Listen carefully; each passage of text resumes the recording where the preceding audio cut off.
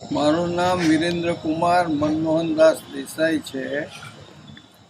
આ મંદિરના ઓરિજિનલ બંધાવનાર મારી 13મી પેઢીએ વાઘજીભાઈ શામળદાસ બિન સૌદાસ દેસાઈએ ઈસવીસન 1742 મહાસુદ દસમના દિવસે એની સ્થાપના કરેલી છે. મંદિરનો કુલ એરિયા 300 ગુંઠા છે અને વર્ષોથી અમે દેસાઈ કુટુંબના માણસો સવાર સાંજ આરતીનું આયોજન કરી છે. પૂજારી રાખીએ છીએ. નવરાત્રિમાં ખાસ 2 વાર પૂજા થાય છે અને જોડે મહાદેવજીની પૂજા બહુ વર્ષોથી થાય છે. અને બહુ પહેલાં તો બધા યાત્રીઓને રહેવા માટે અહીંયા ગાડી ધર્મશાળા જેવું હતું. આજે ઉપર છાપું નથી પણ અહીંયા ગાડી. અને એ આગળ આવીને શ્રાવણ મહિનામાં કાઠિયાવાડના જ્યોતિષીઓ અહીં જ્યોતિષ જોવા આવતા બધા આજુબાજુ ગામોમાં અને રહેતા. એમને મેં સાધુ સંતને રહેવા માટેની જગ્યા.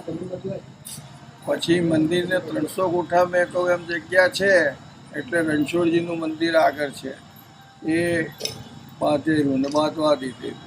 અને એની આગળ અમારા જે વાળંદો હતા એમનું મંદિરને જગ્યા કાઢી આપેલી છે. મંદિરનું હવે ટ્રસ્ટ થઈ ગયું છે 1958માં મારા ગ્રાન્ડફાધરના ટાઈમમાં. એટલે હવે ટ્રસ્ટથી ચેરિટેબલ ટ્રસ્ટ રજિસ્ટર.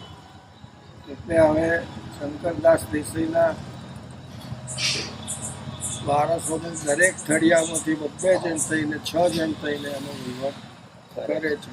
અને આવક માટે મંદિરની પુષ્કળ જગ્યા છે એટલે દુકાનોને બધું ભાડે આપેલું છે.